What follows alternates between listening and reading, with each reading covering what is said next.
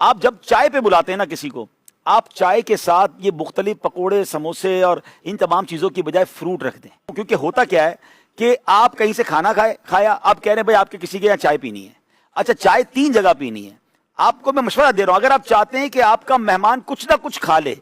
تو فروٹ اپنی جگہ خود بنا لیتا ہے،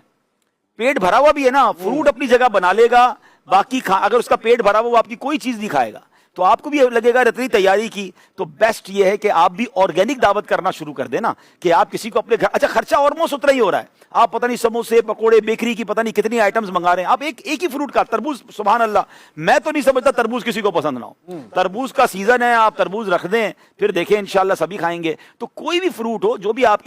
کی جو اس کو کہیں کہ جیب اجازت دے، ایک فروٹ ہو بے شک ہو وہ کاٹ کے رکھ دیں اور اس کے ساتھ آپ چائے پلا دیں، آپ دیکھیں گے کہ مہمان کچھ نہ کچھ فروٹ ضرور لے گا، لیکن بعض اوقات اتنی تیاری ہوتی، شرمندگی بھی ہوتی ہے عبدالواجد بھائی، یار انہوں نے اتنا تیار کیا ہے، اب ایک بندہ ہے نا بیکری کی آئٹم کھاتا ہے نہ جناب وہ فرائز کھاتا ہے اور اس کے سامنے اتنی چیزیں رکھ دی، پھر معذرت ہی کرنی پڑتی ہے، تو فروٹ ایک ایسی دعوت ہے،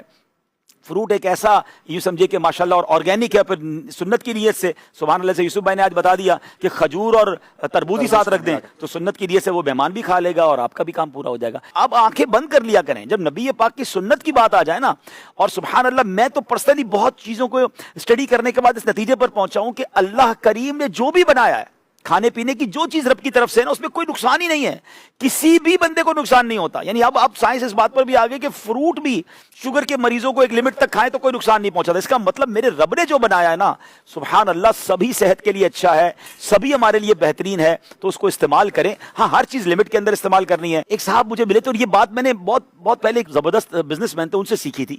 انہوں نے مجھے ایک جملہ کہا، وہ 60 ایئرس کے تھے اور اتنے فٹ تھے، میں حیران تھا، میں نے کہا آپ کی عمر 60 سال کیسے؟ تو انہوں نے کہا کہ میں پروسیس فوڈ کھاتا ہی نہیں ہوں۔ تو میں نے کہا کیسے؟ تو انہوں نے ایک جملہ کہا، کہتے ہیں عبدالحبیب بھائی جس کے گھر میں عورتیں یا خواتین فیملی جو ہے 8 گھنٹے کچن میں ہے نا، وہاں 80% بیماریاں ہیں، جس کے گھر میں روزانہ 6 گھنٹے چولہا جلتا ہے اس کے گھر میں 60% بیماریاں ہیں، 4 گھنٹے چلتا ہے 40% ہے، 2 گھنٹے چلتا ہے 20% ہے۔ میں نے کہا نہیں چلتا، فارمولا بنایا انہوں نے، تو کہتے نہیں چلتا، کہتے کوئی بیماری نہیں ہے۔ میں نے کہا آپ کیسی باتیں کر رہے ہو، گھر میں کھانا نہیں پکے گا؟ پھر انہوں نے کہا نبی پاک کے گھر میں کیا ہوتا تھا؟ اچھا وہاں مجھے وہ حدیث یاد آ گئی کہ چولہا تو کئی دنوں تک نہیں چلتا تھا۔ اب یہ اسلامی بہنیں تو آج خوش ہو رہی ہوں گی کہ چلے ہمارے کچن کی چھٹی کروا رہے ہیں، لیکن یہ پورا دن جو کچن میں گھس کر بس پکوان ہی بن رہے ہیں، بنی جا رہے ہیں، تو یہ پروسیس کر کے ہم کیا کر رہے ہیں اپنے ساتھ؟ تو آرگینک فوڈ کی طرف آئیں اور پھر ہم نے نبی پاک کی سنت سے بھی جانا۔